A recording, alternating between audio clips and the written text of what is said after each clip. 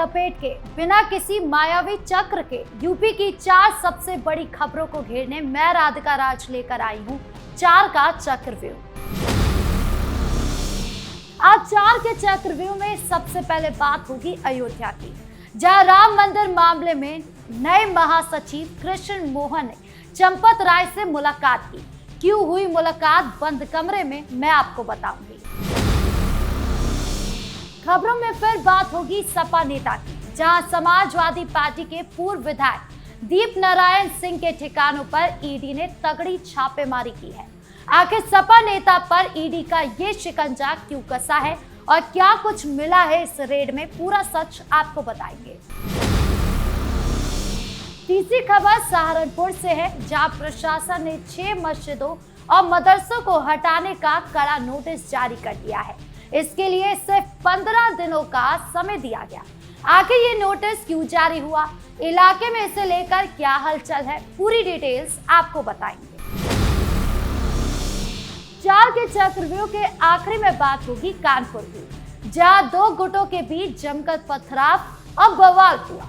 Police ने शांति भंग करने के आरोप में क्या सख्त एक्शन लिया है और इस वक्त क्या कुछ हालात है, इसकी पूरी जानकारी आपको बताएंगे। तो चलिए बिना किसी देरी के शुरू करते हैं 4 का चक्रव्यूह। 4 के चक्रव्यूह में सबसे पहले बात करते हैं रामनगरी अयोध्या की। अयोध्या में राम मंदिर चढ़ावा चोरी विवाद के बाद से हलचल मची हुई है। ट्रस्ट के नए महासचिव कृष्ण मोहन ने पदभार संभालते ही पूर्व महासचिव चंपत राय से मुलाकात की, लेकिन सबसे ज्यादा चर्चा इस बात की है कि ये पूरी मुलाकात बंद कमरे में हुई है। अब हर कोई ये जानना चाहता है कि आखिर इस बंद कमरे की बैठक में ऐसा क्या हो गया। हालांकि बताया जा रहा है कि कृष्ण मोहन ने चंपत राय से मंदिर में सुरक्षा में हुई चूक पर बातचीत की, लेकिन ये बातचीत अब कृष्ण मोहन पर ही भारी पड़ गई है।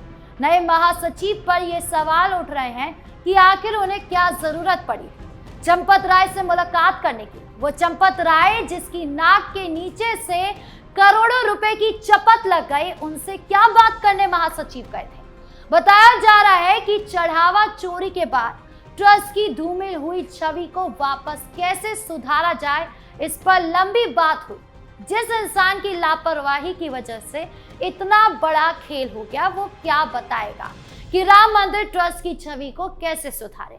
खैर, अब आगे क्या कुछ माहौल रहता है, इस मुलाकात का क्या असर होता है, ये देखना अभी बाकी है। लेकिन एक बात तो बिल्कुल तय है कि राम मंदिर ट्रस्ट के महासचिव ने बंद कमरे में चंपत राय से मुलाकात करके खुद को इस चक्रव्यूह में बुरी तरीके से फंसा दिया है। अगली खबर उत्तर प्रदेश की सियासत और जांच एजेंसियों की कार्रवाई से जुड़ी है। उत्तर प्रदेश में समाजवादी पार्टी के नेताओं पर केंद्रीय जांच एजेंसियों का शिकंजा एक बार फिर कसता हुआ दिखाई दे रहा है। प्रवर्तन निदेशालय यानी कि ईडी की टीमों ने एक साथ लखनऊ और झांसी में समाजवादी पार्टी के पूर्व विधायक दीप नारायण सिंह यादव के ठिकानों पर जोरदार छापेमारी की है। तड़के सुबह ही ईडी के अधिकारी भारी सुरक्षा बल के साथ पूर्व विधायक के आवास और उनसे जुड़े अन्य ठिकानों पर धमक पड़े। जैसे ये खबर फैली, पूरे सियासी गलियारों में हड़कंप मच गया। दीप नारायण सिंह यादव समाजवादी पार्टी के बेहद कद्दावर और चर्चित चेहरों में गिने जाते हैं। शुरुआती जानकारी के मुताबिक ईडी की ये पूरी कार्रवाई अवैध संपत्ति और वित्तीय अनियमितताओं यानी कि फाइनेंशियल फ्रॉड के गंभीर आरोपों के तहत की जा रही है। जांच एजेंसी को लंबे समय से इनपुट मिल रहे थे कि आय के ज्ञात स्रोतों से अधिक की संपत्ति बनाई गई है, लेकिन इसमें बड़े पैमाने पर पैसे का लेन देन हुआ है। छापे के दौरान ईडी की टीमें पूर्व विधायक के घर के चप्पे चप्पे को खंगाल रही है। लॉकर, बैंक खातों के दस्तावेज, जमीन जायदाद के कागजात और डिजिटल गैजेट्स को कब्जे से लेकर उनकी बारीकी से जांच की जा रही है। समाजवादी पार्टी ने इस कार्रवाई पर तीखी प्रतिक्रिया देते हुए सत्ता पक्ष की तरफ से विपक्ष की आवाज को दबाने की राजनीति बताया है। वहीं दूसरी तरफ अधिकारियों का साफ कहना है कि भ्रष्टाचार के मामलों में कानून अपना काम कर रहा है और जो भी दोषी होगा उसके खिलाफ सबूतों के आधार पर सख्त कार्रवाई की जाएगी। अब आगे क्या कुछ कार्रवाई होती है, क्या सबूत मिलते हैं, ये अभी देखना बाकी होगा। तीसरी खबर पश्चिम उत्तर प्रदेश के सहारनपुर से आ रही है, जहां प्रशासन के कड़े फैसले के बाद इलाके में काफी सियासी और सामाजिक हलचल पड़ गई। सहारनपुर प्रशासन ने अवैध निर्माणों के खिलाफ अपना कड़ा रुख अपनाते हुए कुल 6 मस्जिदों और मदरसों को हटाने का नोटिस जारी कर दिया है। प्रशासन की तरफ से की गई इस नोटिस में साफ तौर पर अल्टीमेटम दिया गया है कि इन सभी निर्माणों को हटाने के लिए सिर्फ 15 दिनों का वक्त है। अगर तय समय सीमा के अंदर इन्हें नहीं हटाया गया तो प्रशासन खुद बुलडोजर और भारी फोर्स के साथ इन्हें जमींदोज करने की कार्रवाई करेगा। दरअसल ये पूरा मामला सरकारी जमीन पर अवैध कब्जे और बिना जरूरी परमिशन के किए गए निर्माणों से जुड़ा बताया जा रहा है। जांच में पाया गया था कि ये धार्मिक स्थल और मदरसे तय नियमों का उल्लंघन करके बनाए गए थे, जिसके बाद प्रशासन ने कानून के दायरे में ये कदम उठाया। जैसे ही ये नोटिस जारी हुआ, स्थानीय लोगों और मुस्लिम समाज के प्रतिनिधियों के बीच बैठकों का दौर शुरू हो गया।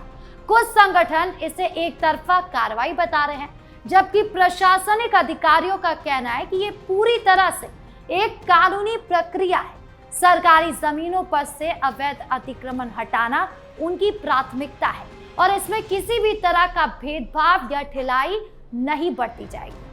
सुरक्षा के मद्देनजर पूरे इलाके में पुलिस बल को भी अलर्ट पर रखा गया है, ताकि किसी भी तरह की अफवाह या कानून व्यवस्था बिगड़ने की स्थिति से तुरंत निपटा जा सके। 4 के चक्रव्यूह के आखिरी में बात कानपुर की, जहां से एक बार फिर तनाव और टकराव की खबर सामने आई है।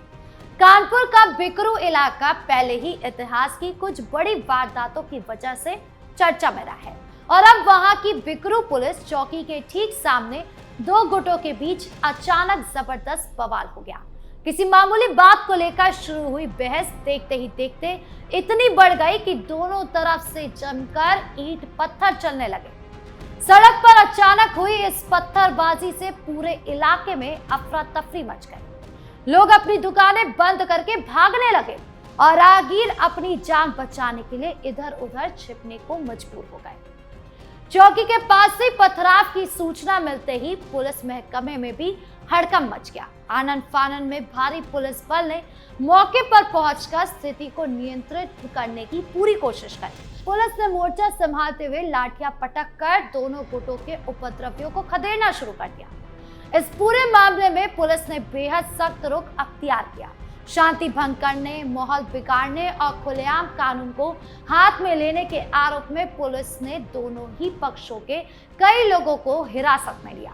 पुलिस अधिकारियों का साफ कहना है कि किसी को भी इलाके की शांति से खिलवाड़ करने की इजाजत नहीं दी जाएगी। जो भी लोग इस पत्थरबाजी में शामिल थे, उनकी पहचान सीसीटीवी फुटेज और स्थानीय लोगों की मदद से की जा रही है और उनके खिलाफ गंभीर धाराओं में मुकदमा दर्ज कर कानूनी कार्रवाई की जा रही है।